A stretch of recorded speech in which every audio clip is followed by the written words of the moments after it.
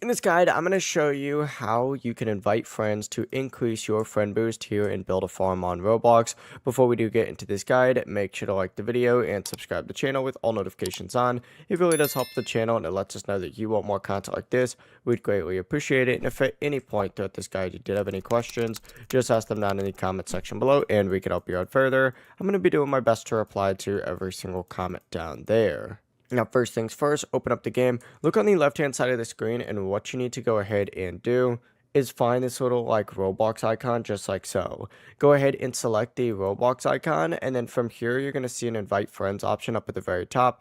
Go ahead and select invite friends, and here's where you can go through your friends list and choose who to invite.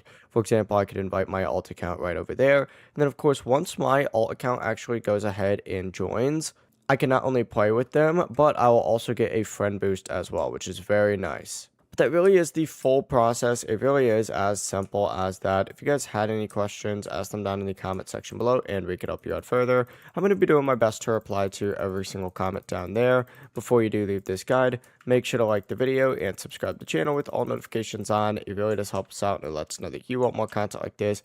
We'd greatly appreciate it. Have a great rest of your day though. Peace.